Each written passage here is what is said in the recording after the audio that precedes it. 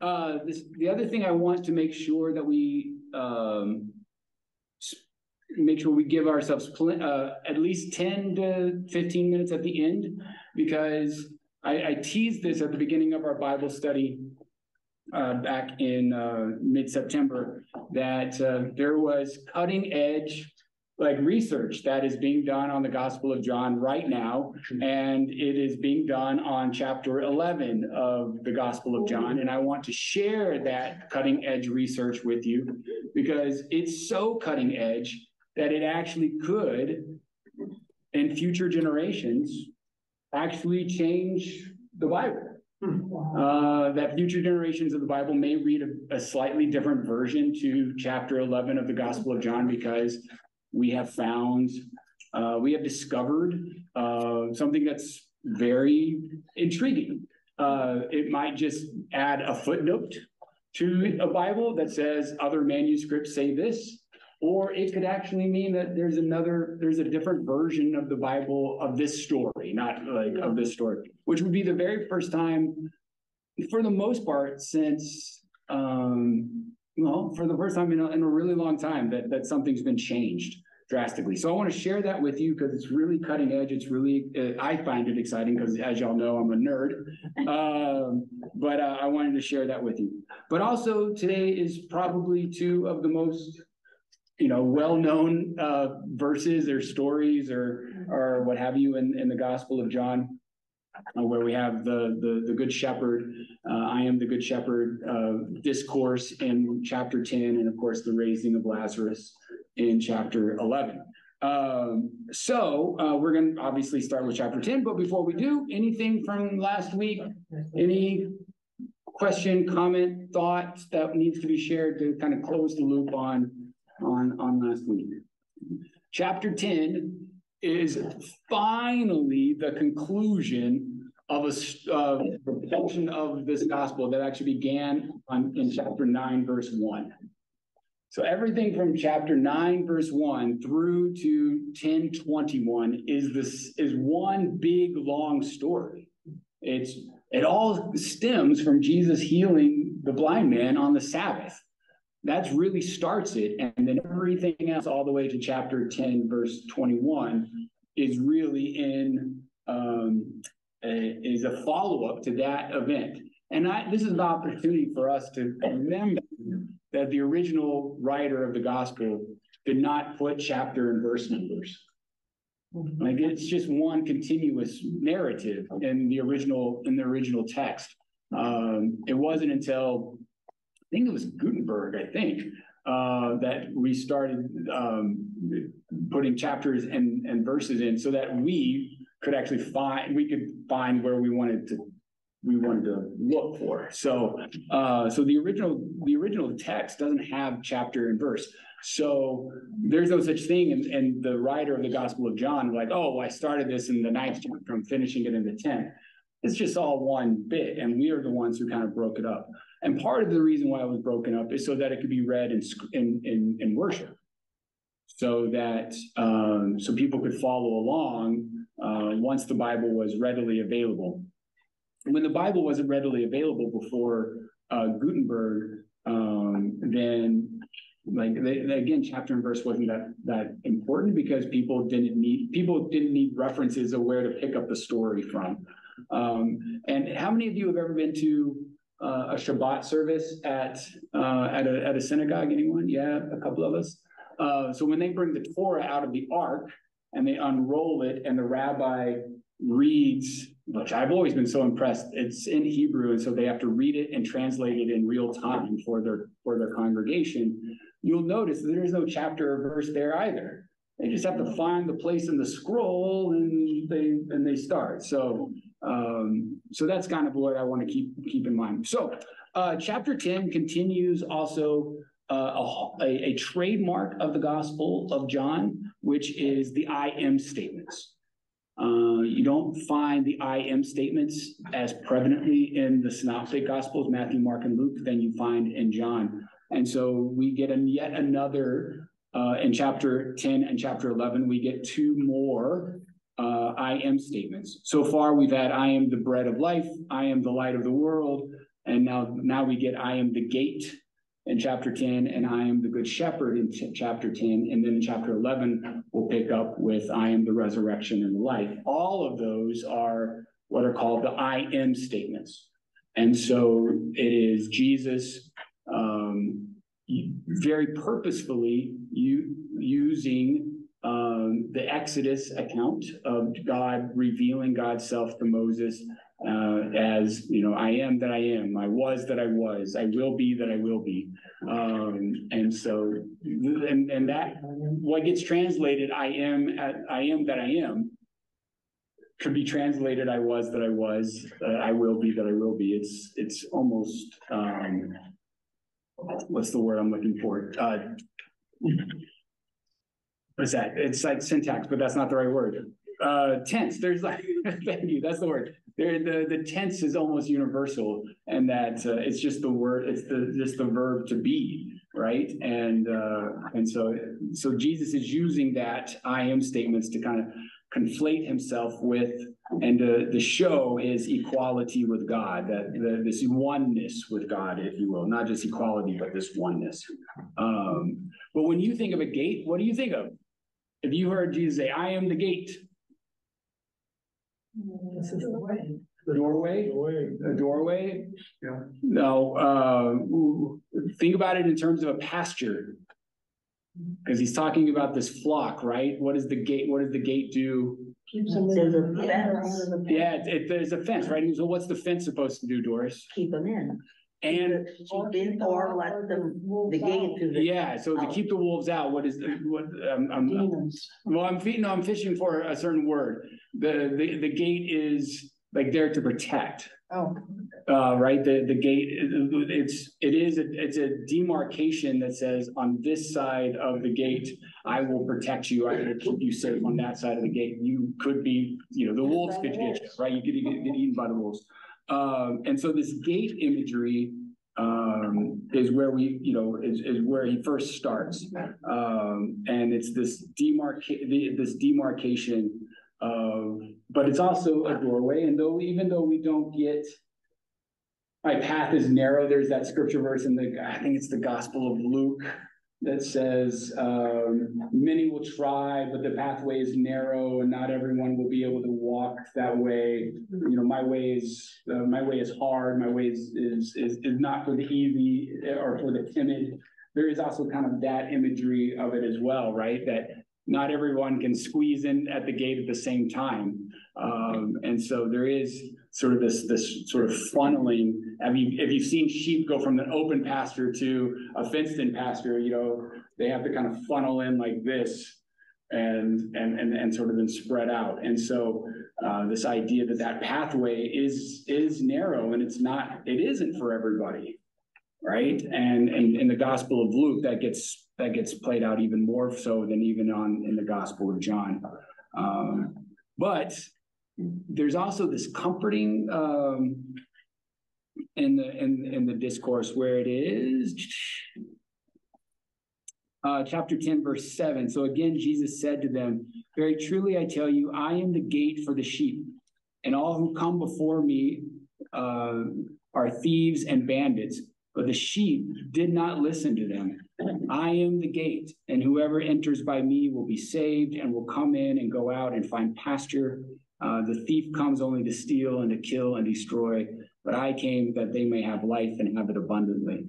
And so it's this narrow pathway that actually sort of is supposed to lead towards life, right? It's supposed, and so it's almost not a contradiction, but a paradox, right? It's you walk the narrow path so that then you can have life abundant on the other side.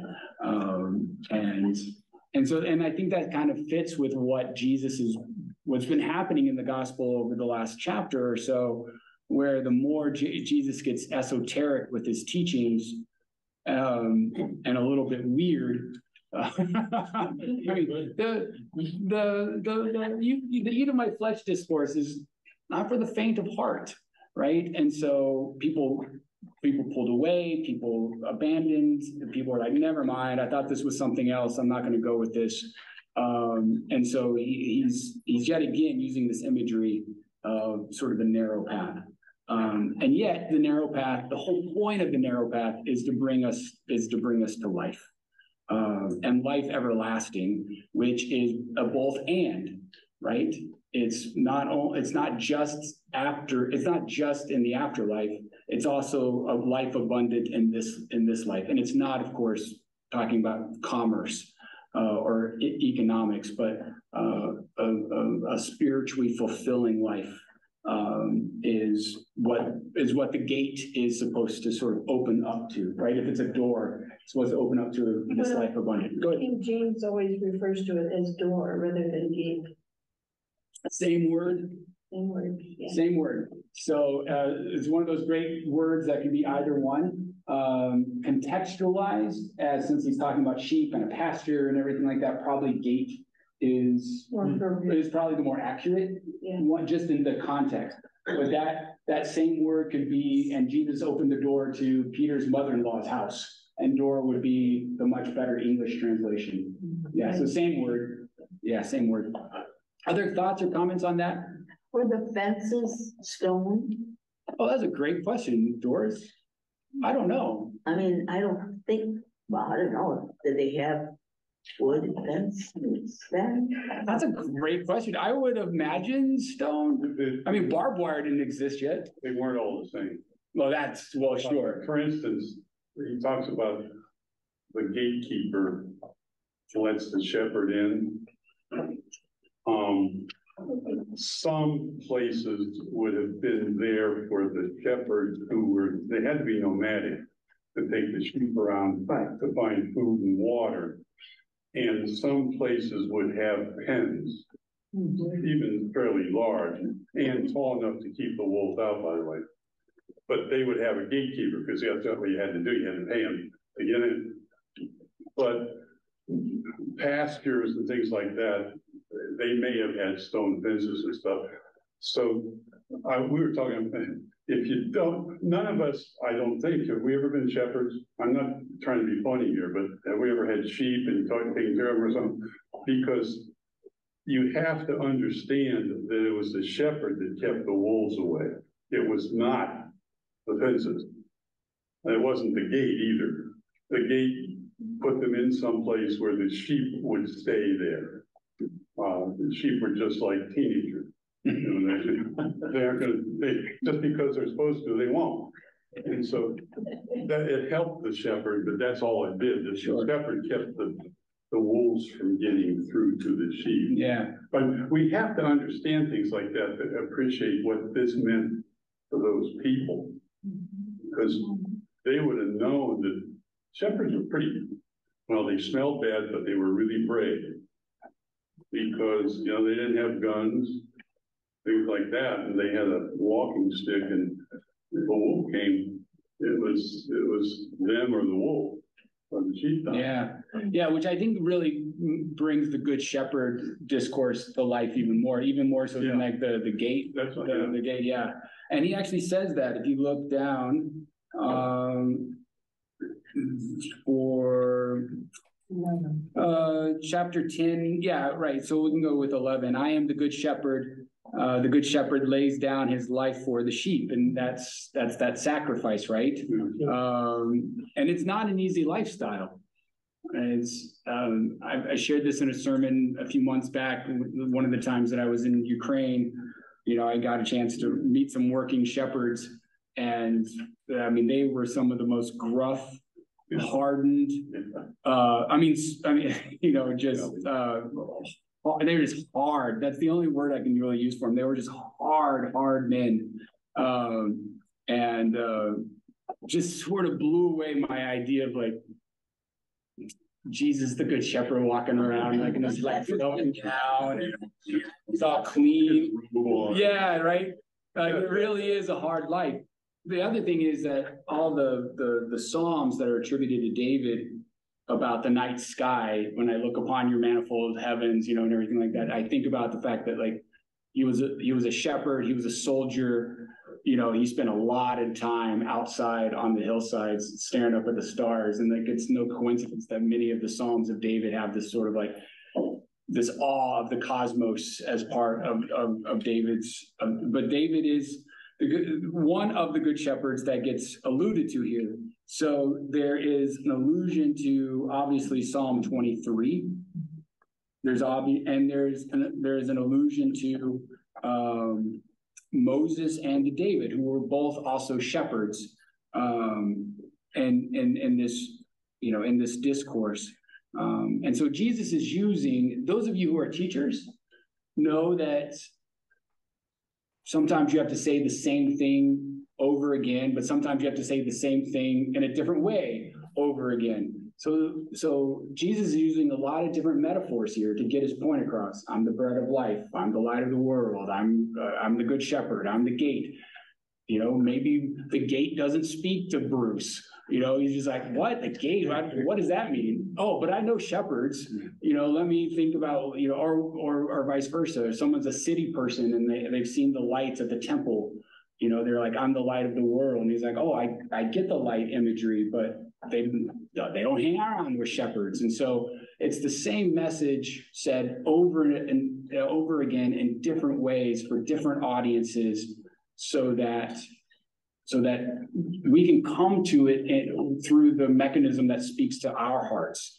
And if I've never been to the Holy Land. I've never been to Israel and Palestine. It's like one of the great gaps in my travel log. So I don't have I only have what I've seen on television and what I've done my own research and stuff. And so when I hear the wolf and the gate and the pasture and the fence and everything like that, I don't have a concept of that. So maybe the shepherd doesn't speak to me because I don't really have that kind of that concept. But I get what light does, right? Obviously, in my 21st century modern world, I understand what light does. So that's one of the things that Jesus is doing, and it all coincides with, if you go to chapter 10, verse.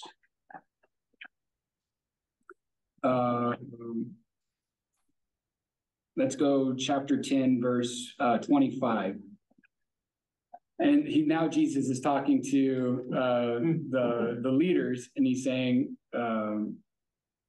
I have told you, but you don't believe. The works I do in my Father's name testify to me, but you don't believe, because you do not belong to my sheep. My sheep hear my voice. I know them. They follow me. I give them eternal life. They will never perish. No one will ever snatch them from my hand. Because whatever the Father has given to me is greater than all else, and no one can snatch it out of the Father's hand. The Father and I are one. He keeps coming back to this oneness. And in about 2 chapters, he's about to confer that oneness onto us. So up for the first 10 chapters or so, he has been making the point over and over and over again that he and the Father are one. And here in about 1 or 2 more chapters, he's gonna bring the next point to that. So again, using sort of, I always mess up this word, pedagogy. Using good pedagogy, he's building on himself, right? So for the first 10 chapters, he's stressing the point that he and the Father, he and God are one. But in the next couple of chapters, he's going to flip that around and say, yes, the God and I are one, but you and I are also one. And if you and I are also one, and God and I are also one, well, guess what? That means you and God are one. And so it's classic Greek rhetoric, and it's classic teaching. I'm going to start with this one concept, and then I'm going to build upon it. And so he's stressing it over and over and over again. So how many times have we heard this so far? It's a major theme in the Gospel of John. Hopefully we've caught on to it. And yet, and one more thing before we move on to that is, and Dick already brought it up some, but I think our stained glass windows here actually do us a disservice in terms of like the Good Shepherd, which, by the way, after the crucifixion is the most popular subject for Christian art. There are more renditions of the Good Shepherd than any other subject matter in all of Christian art except for the crucifixion.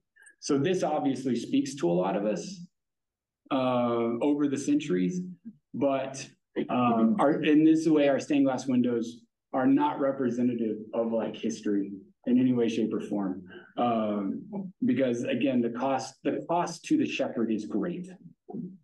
It's sleepless nights, it's hard work, it's danger. And if you look at chapter 10, verse 13, or I'm sorry, verse 15, just as the Father knows me and I know the Father, I laid down my life for the sheep.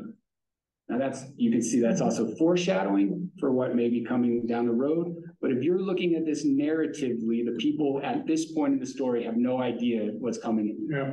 So it's just, but they know a shepherd is brave. They know a shepherd has long nights.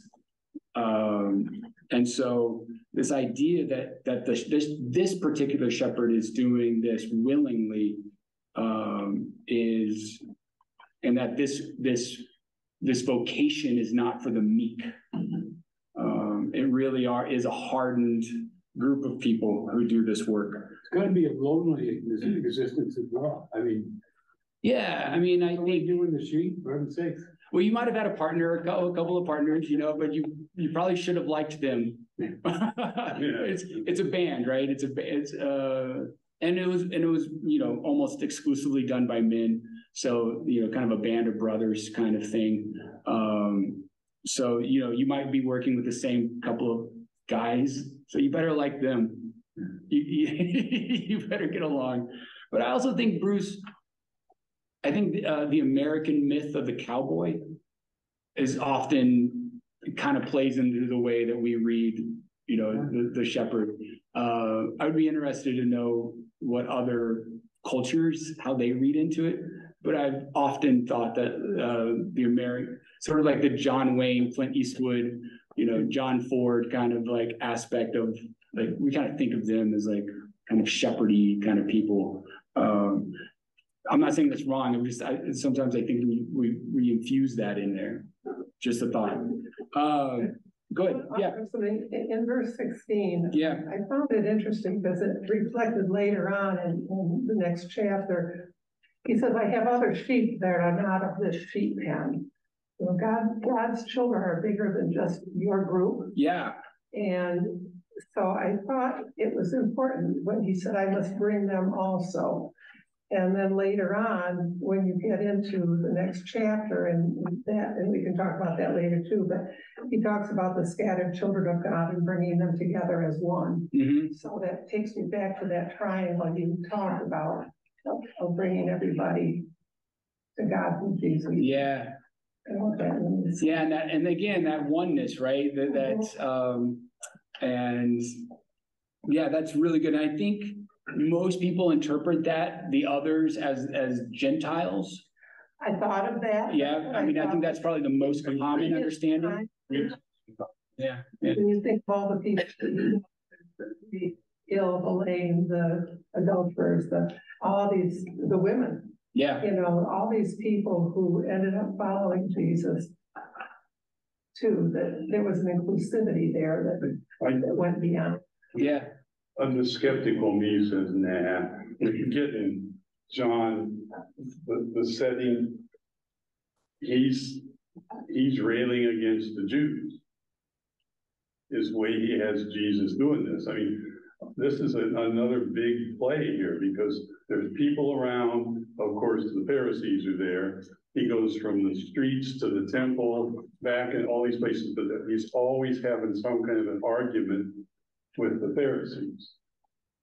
And the only people that are listening other than the Pharisees are Jews. So I think this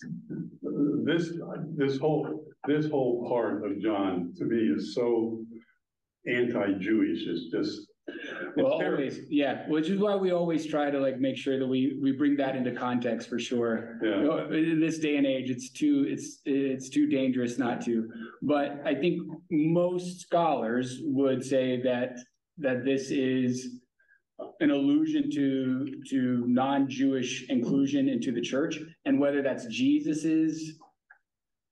whether that's a Jesus authentic thing going on, or that's John sort of kind of expanding on Jesus's thoughts.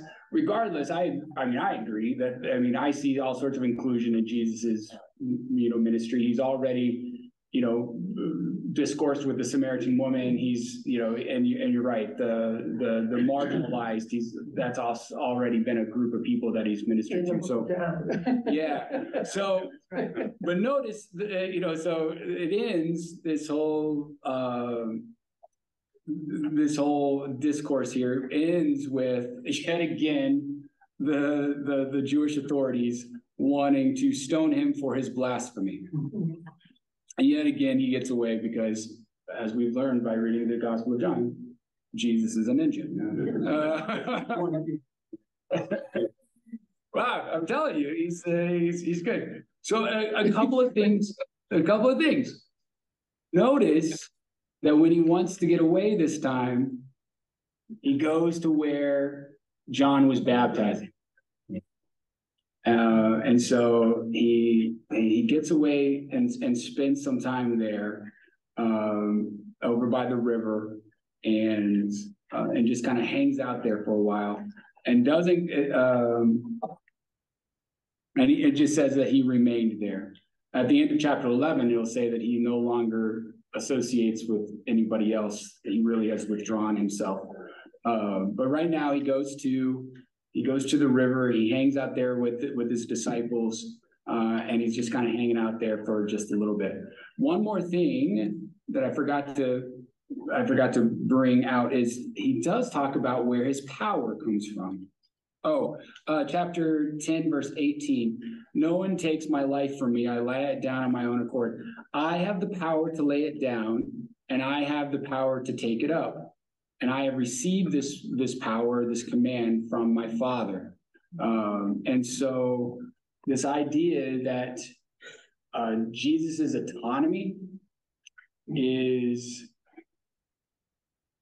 something that he doesn't feel like his autonomy and his worth is self-referential, but it is a power that he finds by his relationship with God. And two things popped into mind was when I read that particular verse, which was one is reading a book on the prayer life of Martin Luther King Jr., which was one of the best books I've read in the last 5 years, and how important Dr. King's prayer life was to him in the midst of the civil rights struggle.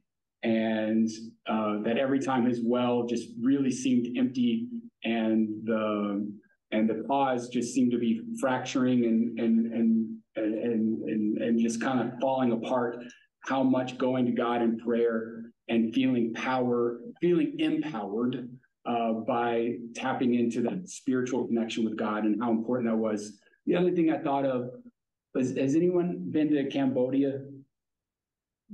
I visited the killing fields of Cambodia, and not to be too morose, but the Khmer Rouge took a Polaroid picture of every one of their victims.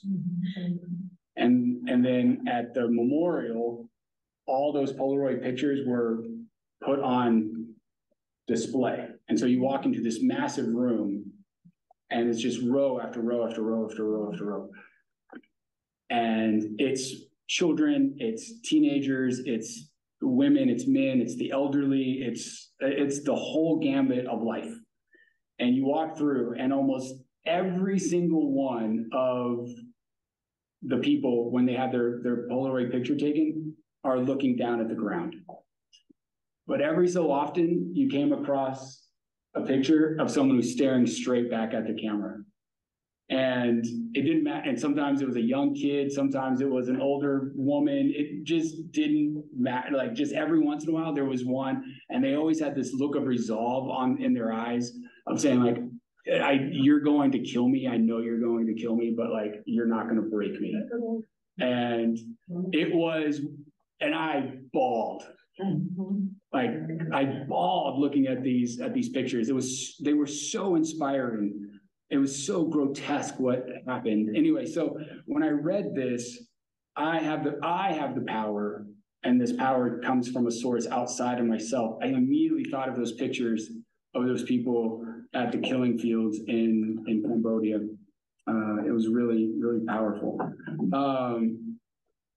Last but second not least, Sherry, I thought of you because we know when this story took place. Took place during the festival of dedication, which is Hanukkah. We know what Hanukkah is. Hanukkah is a winter festival. So we might not have known exactly during the month of December that it took place, but we know that we're in the month of December right now. Yeah. Okay. Okay. Yeah, right, exactly. All right. Thank you. Let's move on for the next 10 or so minutes to chapter 11 because I said I really want to end with this stuff. So, one, I want to point out, we are now halfway through the gospel. What happens halfway through the gospel? We get a resurrection. So, if you think of the gospel holistically, begins with the discourse that in the beginning was the Word, and the Word was God, and the Word was God, and all life came into being through the Word, right? So then we have Jesus now saying, I am the resurrection and the life. And we have a resurrection. So first chapter, life, all life came into being. Chapter 11, midway through the gospel, we have a resurrection event. And Jesus proclaiming he is the resurrection. And then in chapter 20, which is, at the end of the gospel, we have the actual resurrection event. And so this was on purpose that John places this event at this point in the gospel story. The other thing that I want you to notice, Jesus never goes home again. So chapter 9, his brothers ask him, hey, are you going to go down to Jerusalem? And he's like, nah, not going to go. And he's like, all right, fine, I'll go. And he never goes home again. His disciples actually say, hey, man, can we go home? They actually ask him, can we go home? Can we go back to Judea, right? That's where Nazareth is. That's where Galilee is. His disciples are ready to go home. They've been down in Jerusalem a long time, and it's been tense. And instead of going home to Judea, Jesus goes to Bethany. Bethany is 2 miles southeast of Jerusalem. A really short walk. So, and while he's there, he hangs out with Mary and Martha and their brother Lazarus. And there's a great Episcopal preacher and teacher named Barbara Brown Taylor.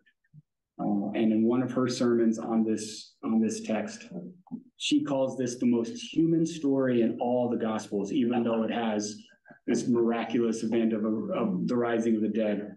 She actually calls it the most human experience in all of the Gospel because this is a quote from her sermon. Who among us wouldn't beg Jesus for just a little more time with our loved ones of whom we've lost?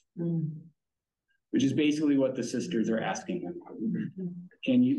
If you were here, you could have given us a little bit more time. And how many of us have said that same prayer to God in our lives? It also has the shortest verse in all of the New Testament.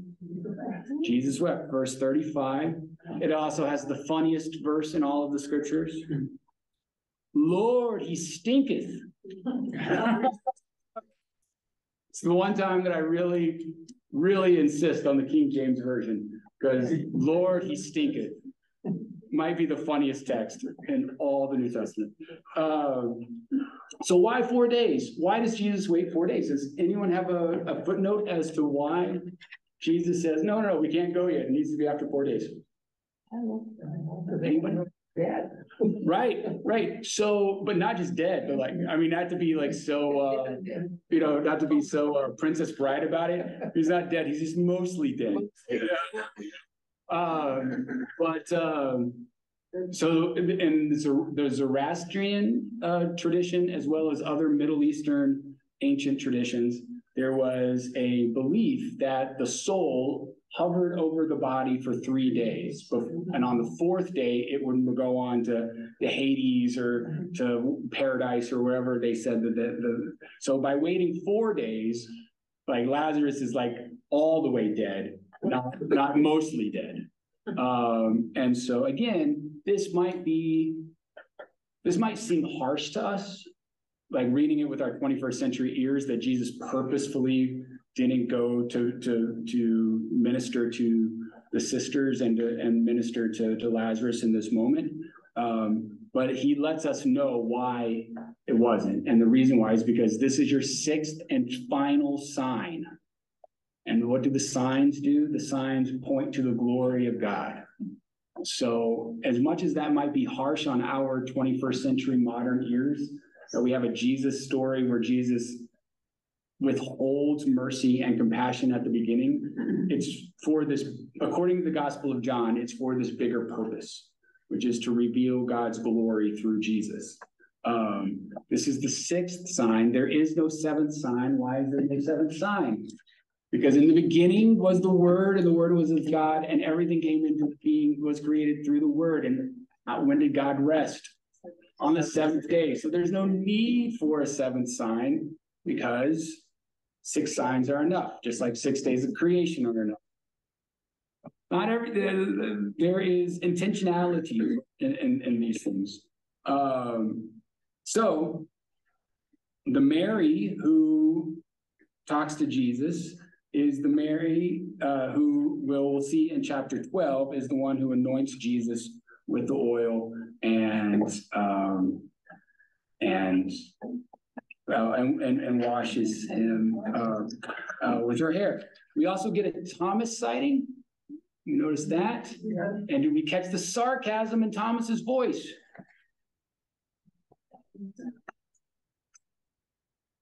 Thomas, chapter 11, verse 16.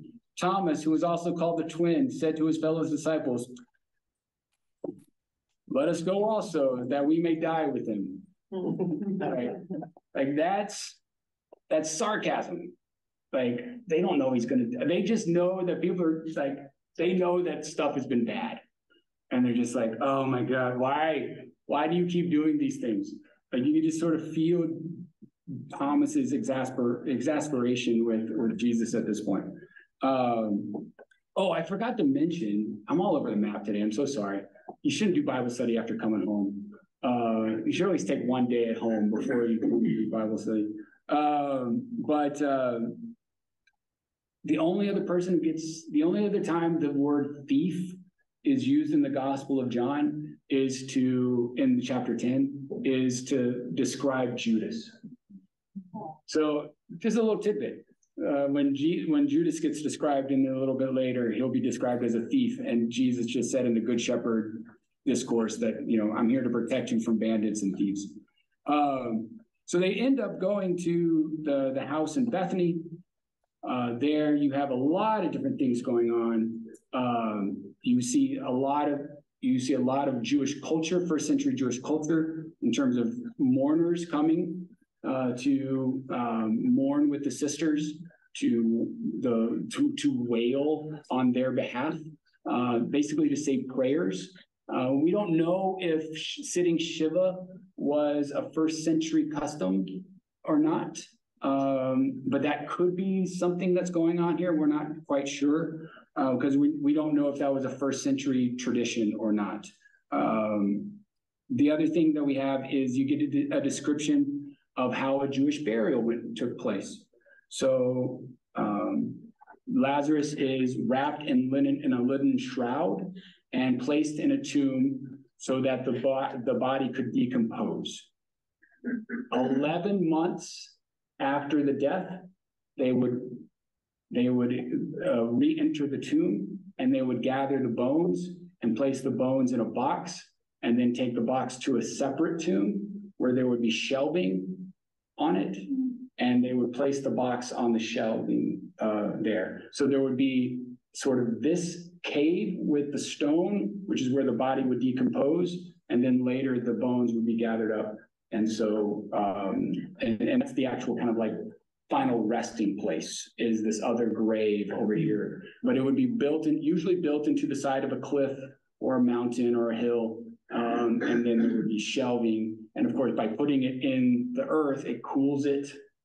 keeps it, preserves it longer and those type of things. So if there's shelves that you, and there's like, you put the fan, like, I don't know. Yes, all the family all meet hangs out together. That's exactly right. Yeah. So it'd be very similar to like our columbarium, or if you go to a crypt or something. Yes. Oh, I thought we had it. Yeah, and so is the first tomb something that's reusable? Correct. So there would be a community tomb. There would be the community tomb where the body would first be taken to decompose, and then it would be taken out. Yeah, that's exactly right. So, so then Jesus gets there. We get, again, that beautiful, so at the beginning of chapter 11, you almost kind of like this, I don't know, kind of like disconnected Jesus, where he's just like, it's not, he's asleep, it's okay. And I've been there, and I've walked into places and I'm just like, intellectually, I've got this. And then I walk into a room and the family's crying, and you just melt. And like, so I really resonate with Jesus, the minister here, where like early on, he's like, I'm good. I got this. I'm going to go to the house. I'm going to talk to the sisters. Everything's going to be good. And then he gets there and he just falls apart. Because this is his friend, right? It says that Jesus loved this family. And so you can be removed from it and have a sense of what's the word, differentiation from it. But once you're actually in the middle of it, it's too much. So we're almost to a place where I want to stop, because I want to show you this scholarship, or tell you about this scholarship. But we also get the introduction at the end of this chapter with a very important character who will become even more important as the story goes on, and that's Caiaphas. Caiaphas makes his first appearance. Caiaphas speaks a line that is theologically profound in terms of the Christian faith, but he says it ironically in terms of chapter 11, verse 49. Now Caiaphas, who was the high priest that year, he was high priest from 18 to 36 CE, and Caiaphas writes or says, "You know nothing at all. You do not understand that it is better that you have one man die for the people than to have the whole nation destroyed." And then John adds a little footnote, or a little, narration. He did not say this on his own, but being high priest that year, he prophesied that Jesus was about to die for the nation, and not for the nation only, but to gather up into one the dispersed children of God.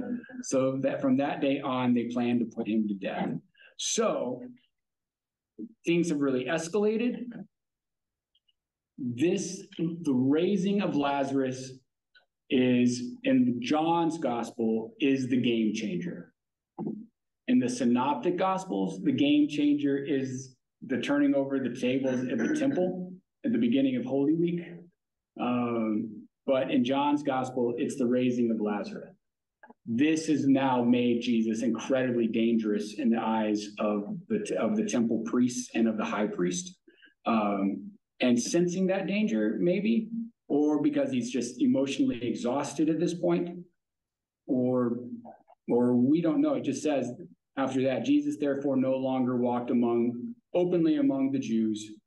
And of course, that means the Jewish leadership of the people in Jerusalem, because his entire followers are Jews. So obviously he was surrounded by Jews.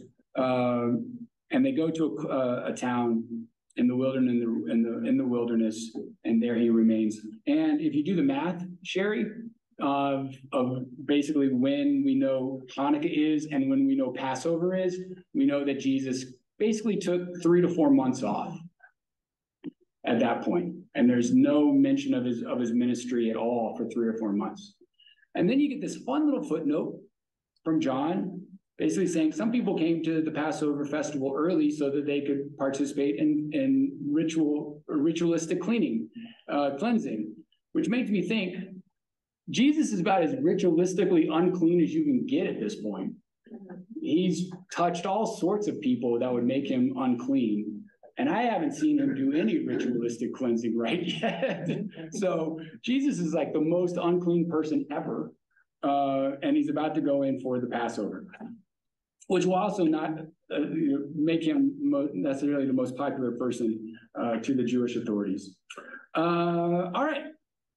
Now, we're going to conclude over the last 10 minutes.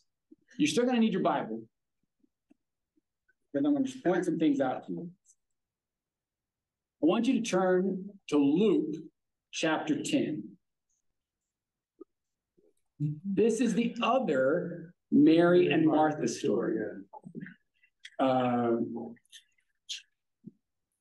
Luke chapter 10, verse 38.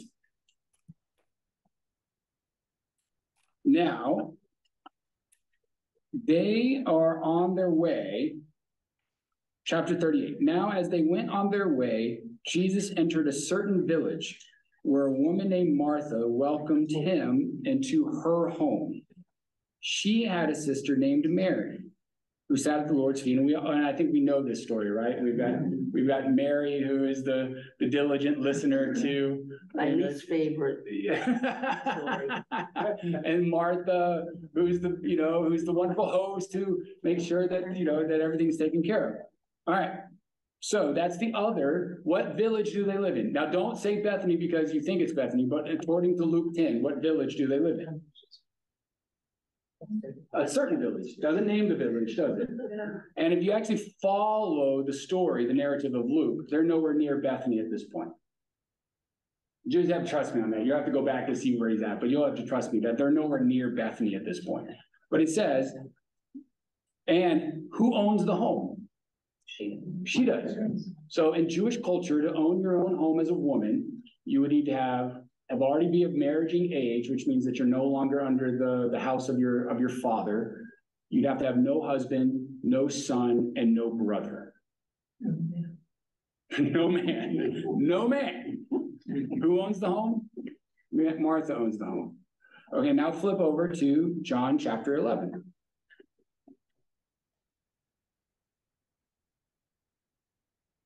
Now there was a certain man who was ill, named Lazarus of Bethany, the village of Mary and her sister Martha.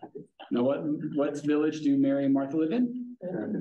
Bethany. Okay. Now that you have read this part, but verse 12. Now to know that Martha was able to have her own home, who must she not have in her family? A brother. But now here we have Martha having a brother Lazarus. Right. Then in chapter 12, it says 6 days before the Passover, Jesus came to Bethany, the home of Lazarus. Whose home is it? Lazarus' home. In Luke chapter 10, it's Martha's home. All right. This is all the setup that there's something called, and biblical preachers do this. General people reading the Bible do this all the time. Even commentators do this. Scholars do this. It's called harmonization. It's when we really want our Bible to make sense and we really want it to line up. There is new cutting edge biblical research, which is kind of proving that these two stories are not about the same family, but are about two completely different families. And the reason why, and if you would like me to send this to you, I'm happy to send it to you. I didn't make it a copy for everybody, but if you email me and say, hey, Pastor Darrell, will you please send me that article that you referenced last night? I'll be happy to send it to you. There's cutting edge research being done on what's called Papyrus 66, which is the oldest known, nearly complete version of the Gospel of John. It dates to the year 200. In the original in the original Papyrus 66, using X-ray technology and other investigative tools, we have discovered that there have been a later change in the text to add the name Martha to the Gospel of John. So when the gospel, we are coming to find out that when the gospel was originally written, the original text read, "Now there was a man who was ill named Lazarus of the town of Bethany, the village of Mary." Wow, Marys. No more. I was gonna say there were enough Marys. And who was this Mary? Mary was the one that anointed the Lord with perfume and wiped his feet with her hair. Her brother Lazarus was sick. Then on the same text, things that were singular were pluralized. So the next line, so the sister sent him a message saying, "Lord, the one whom you love, Lazarus, is ill." And someone came around and added the plural. So this cutting edge new investigation of Papyrus 66, which was discovered by a seminary student at Duke University, and she did her master's thesis on this. I mean, like how, and what made this available was that the Bodmer Library of Geneva, Switzerland, which houses Papyrus 66, digitized it and made it available. And then the seminarian who was doing a study on this story and using the original papyrus, which she would never have had access to if it hadn't have been digitized, she noticed these odd markings on the papyrus, went back to her academic advisor and said, "Hey, I think we should look at this further," and they have investigated. So none other than the Nestle-Aland Translation Committee of the Greek New Testament, who is the Nestle-Aland Translation Committee of the Greek New Testament? They are the grand poobahs that get to say, this is the most accurate translation available. We cannot stress how conservative this committee is. Conservative meaning they are not apt to change anything unless there is really good evidence that something should be changed. These are not Dan Brown conspiracy theorists for like the Da Vinci Code. We're talking some of the greatest minds in Greek studies in the world come together and they study the Bible. And when I say that like the NRSV or the NIV or whatever is translated from the Greek, they're using the translation that the Nestle-Aland translation for the Greek New Testament uses.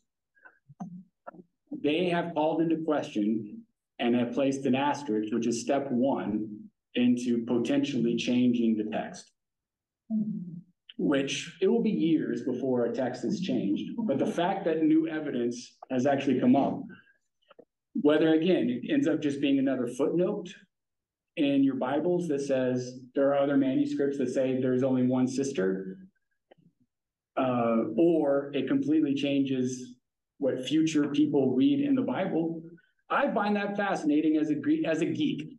And it also means that the text is not dead, that people are studying these things.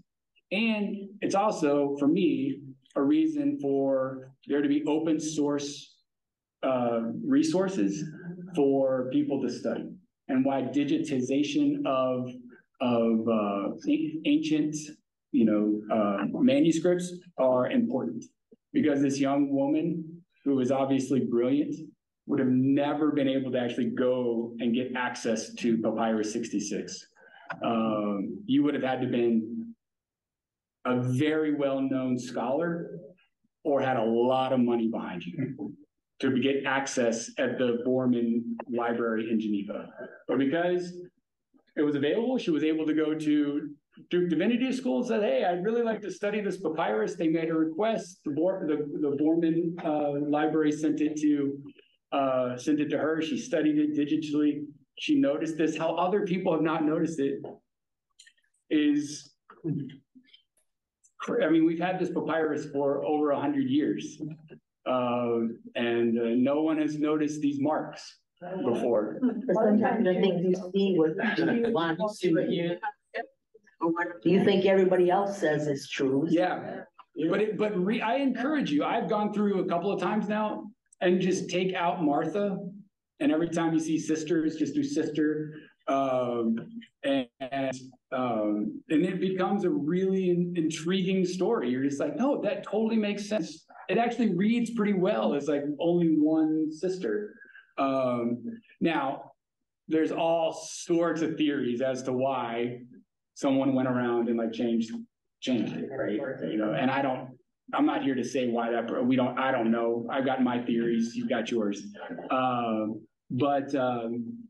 So I don't want to get into personally right now why someone would have done it. That's a fun conversation to have over a glass of wine. Last year, 2022. So Harvard Divinity School, their theological journal picked up her research. That's what got it to the Nestle-Aland Committee for the Translation of the Greek New Testament. She flew over to Geneva, she flew over to Germany and made her case in front of the committee. And they were like, this is legit. We need to study this further. And so, like I said, they placed the asterisk, which that's step one to something being changed. I hope she's asked her thesis. Right, it'd be so funny, right? Right, no doubt. What her name is Elizabeth Schneider, I think is her last name. You can just see an advisor going. I know. Her advisor must have just been like, I don't think so. This is. I mean, yeah. Look again. I'm sure that's what the advisor said. If it was a good advisor, that would have been the first thing I would have said to one of my students. They said, like, I think I found this. I'm like, go back and let's go look at that again. I've got a question. What's the Lazarus story only in John? That's a great question, Bruce. The only answer I can give you is that the story was vitally important to that community.